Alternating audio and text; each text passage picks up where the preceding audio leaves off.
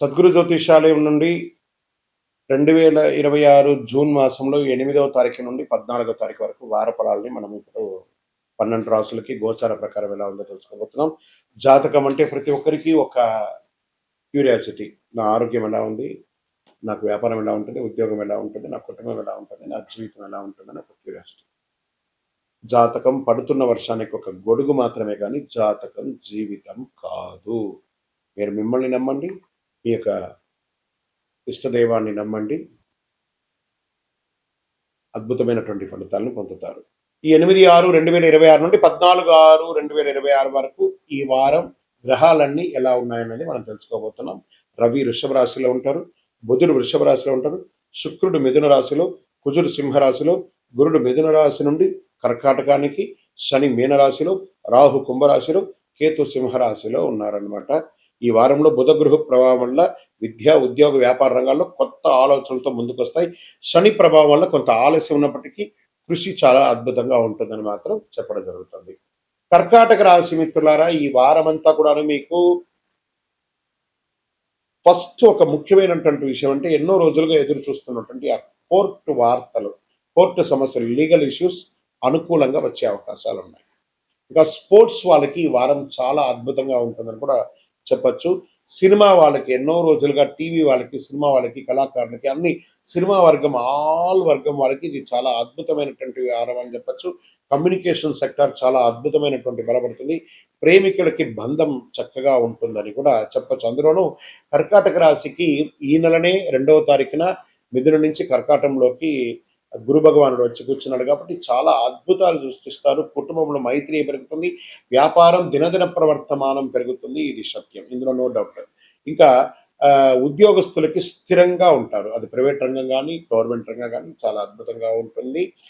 Real estate కాస్త జాగ్రత్తగా అనుకూలం చేయండి. తర్వాత మీరు ఏమైనా పర్మిషన్స్ కోసం అప్లై చేస్తుంటే గవర్నమెంట్ నుంచి ఇల్లు కన్స్ట్రక్షన్స్ కానీ, లేకపోతే చిట్ ఫండ్స్ కానీ, బ్యాంక్ లోన్స్ కానీ, ఇవన్నీ కూడా సంతకాలు పెట్టేటప్పుడు డాక్యుమెంట్స్ అంతా ఒకసారి వెరిఫై చేసి చేయండి, చాలా బాగుంటుంది. ఈ వారం అంతా చాలా అద్భుతమైనటువంటి ఫలితాలు ఉండొచ్చు. నెంబర్ 2 అనేది మీకు లక్కీ నెంబర్.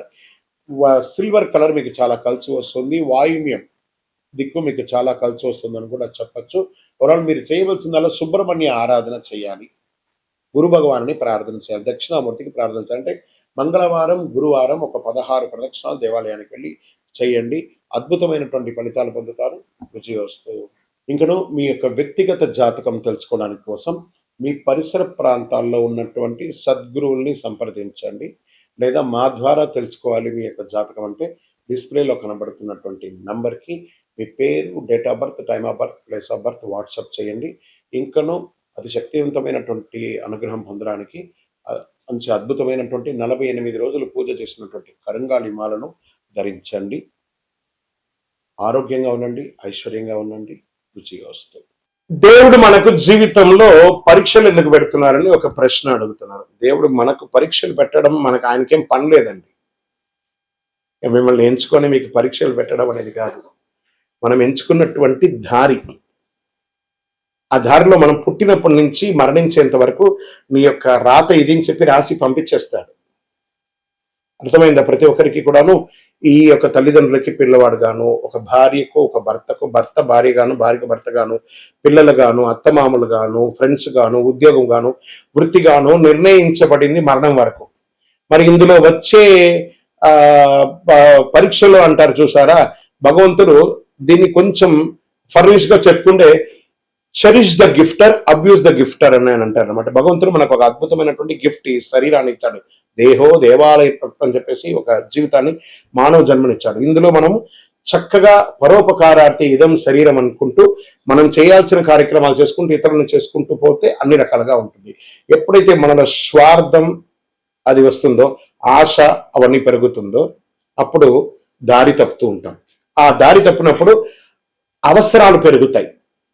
ఆ అవసరాలకు తగ్గట్టుగా అవకాశాలు ఉండదు. దానికి అప్పులు చేయడము, లేకపోతే ఇతరులను ఏమార్చడము, సమాజంలో ఇబ్బంది పెట్టడము.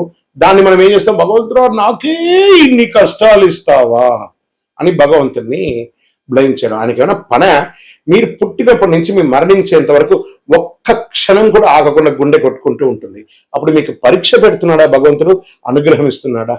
మనమైనా ఒక్కొక్కసారి శ్రద్ధగా ఉండం, అలా పడుకుంటాం, ఇలా లేస్తాం. మీరు పడుకున్నా, లేసినా, తిన్నా, ఏమేమి వేషాలు వేసినా వాటన్నిటినీ సగిస్తూ భావిస్తూ మీ హృదయం డబ్ డబ్ డబ్ డబ్ డబ్ డబ్ డబ్ డబ్ను కొట్టుకుంటూ ఆ ప్రాణవాయుని ఇచ్చే భగవంతుడికి కృతజ్ఞత చెప్పండి. కానీ భగవంతుడు ఇబ్బంది పెట్టాడు, భగవంతుడు అనుగ్రహప్రదాయుడు. మీ ఆశలు, మీ అలవాట్లను అదుపులో పెట్టుకుంటే జీవితం అంతా సుఖ సంతోషాలతో ఉంటారు. విజయోస్తు. గురుగారు, ఒక ప్రశ్న ఉందండి. నిజమైనటువంటి భక్తి అంటే ఆలయానికి వెళ్ళడమేనా? ఆలయానికి వెళ్ళే పూజలు, పురస్కారాలు, హోమాదులు చేస్తేనే భక్తియా, లేకపోతే ఏ రకంగా ఉండొచ్చు అని అంటే, ఇప్పుడు మాధ్యమాల ద్వారా చూస్తున్నారు చూసారా, యూట్యూబ్ ద్వారాను, టీవీ ద్వారాను చూస్తున్నారు కదా. ఎలా మీకు నేను కనెక్ట్ అయ్యాను? త్రూ శాటిలైట్ ద్వారా వెళ్ళి మీకు నేను కనెక్ట్ అయ్యాను కదా.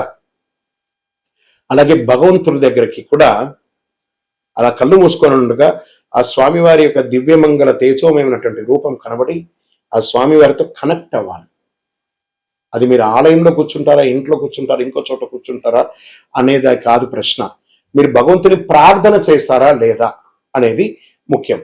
ఎందుకు ఆలయాలకి ఒక ప్రత్యేకత ఉంది అని అంటే, ఒక యంత్ర ప్రతిష్ఠ చేసి నిత్య పూజలు చేసి ఒక పవిత్రమైనటువంటి భక్తులందరూ కూడా వచ్చి దర్శనం చేసుకున్నటువంటి ఎంతో పుణ్యాత్ములు నడిచిన భక్తుల యొక్క పాదధూళిలో భగవంతుడు ఉంటాడని చెప్తారు. కాబట్టి అక్కడ పవిత్రమైనటువంటి స్థలంగా ఉంటుంది. కాబట్టి ఆ దేవాలయాలకి వెళ్ళి దర్శనం చేసుకోవడం అనేది ఒక సిస్టమ్ ఉంది. కాబట్టి అక్కడ మంత్రోచ్చారణతో ఉంటుంది. కాబట్టి అక్కడికి వెళ్ళడం మంచిది. మన ఇంటిలో కూడా దేవాలయము, ఒక దేవుడు రూమ్ అనేది ఉంటుంది, అక్కడ ఉంటుంది. కానీ 24 గంటల సేపు మనలో ఆత్మ అనే ఒక దేవుడు మనల్ని పరీక్షిస్తూ చూస్తున్నాడు. తత్వమసి, దట్ ఈస్ కాల్ తత్ త్వం అసి. నువ్వు దేన్నైతే చూడడానికి, దేన్నైతే పొందడానికి ప్రపంచంలో తిరుగుతున్నావు అది నీలోనే ఉంది, చూసుకో. అహం బ్రహ్మాస్మి అని చెప్పాడు. భగవంతుడు నీలోనే ఉన్నాడు. శివం శివం శివం. ఈ శివం లేకపోతే దాన్ని శవం శవం శవం అంటారు. కాబట్టి దేవాలయానికి పూజ చేయాలా, నీలో పూజ చేయాలా అనేది కాదు. పూజ చేయి, కనెక్ట్ అవ్వు భగవంతుని. నువ్వు పూజించకపోతే కొట్టడు భగవంతుడు, కానీ పూజిస్తే నువ్వు ఇంకా బాగుంటావు. బాగా గుర్తు పెట్టుకోండి. ఆర్గ్యూ చేయడం వల్ల మనం బాగుంటామా, నెగిటివ్ అవుతామా అని అంటే, ఆర్గ్యూ చేయడం వల్ల నెగిటివ్స్ వస్తుంది. కానీ నువ్వు ఆర్గ్యూ చేయకుండా సైలెంట్ గా ఉంటే బాగా అయిపోతామంటే బాగా అయిపోమట, కానీ నెగిటివ్ అనేది తగ్గిపోతుంది. చాలదా? అదే భగవంతుడు. దేవాలయానికి వెళ్ళడం, మనం చేయడం అనేది కర్మ ఫలితం తప్పకుండా మనల్ని చేరుతుంది. అంటే కర్మ రిటర్న్స్ అంటారు చూసారా. అవును, ఎదుటి వాళ్ళకి ద్రోహం చేయాలి అని అనుకుంటే ఇక్కడ చూడండి, చెయ్యి నేను ఇలా పెట్టాను, నేను నిన్ను ఇలా ఇబ్బంది పెడుతున్నాను అని ఒకటి చెయ్యి అక్కడ చూపిస్తుంది. ఇక్కడ 1, 2, 3 వేళ్ళు నిన్ను చూపిస్తుంది. పైన భగవంతుడు చూస్తున్నాడు. 3 వేలు సమాజం నిన్ను చూస్తుంది, భగవంతుడు పైన చూస్తున్నాడు. కానీ నువ్వు చూపే వేలు ఒకటే అనమాట. అఫ్ కోర్స్ నువ్వు ఎవరికైనా చెడు చేస్తే 4 రకాలైనటువంటి చెడు నీకు రిటర్న్ ఖచ్చితంగా వస్తుంది. నువ్వు మంచి చెయ్యకపోయినా పర్లేదు, కానీ చెడు చేయకుండా ఉండు. అదే ఇతరులకు చేసే సమాజంలో ఒక మంచి విశేషం. అందుకే కర్మ రిటర్న్స్. విజయోస్తు. కృష్ణుడు మహాభారతంలో యుద్ధాన్ని ఎందుకు ఆపలేదు? ఇక్కడ మీకు మంచి ప్రశ్న. ఆయన కూడా, కృష్ణుడు కూడా యుద్ధం చేయమని చెప్పలేదు. మీరు బాగా గుర్తుపెట్టుకోవాలి. రథసారథిగా అర్జునుడికి పార్థసారథిగా కూర్చున్నాడు ఆయన. ఈయన పోయి యుద్ధం చేయడా, కర్మణ్యేవా నివాసస్తే మాపడే సుఖదాసన. ఈయన ఏం చెప్పాడు? మనమందరూ కూడా 732 శ్లోకాలు ఉన్నటువంటి భగవద్గీతను శ్రీకృష్ణుల వారే మనకు అందించారు. కొన్ని అధ్యాయాల వరకు ఆ అర్జునుడు ఆయన ఒక రైడర్ లాగా చూశాడు, ఒక సారథి లాగా, ఒక డ్రైవర్ లాగా చూశాడు.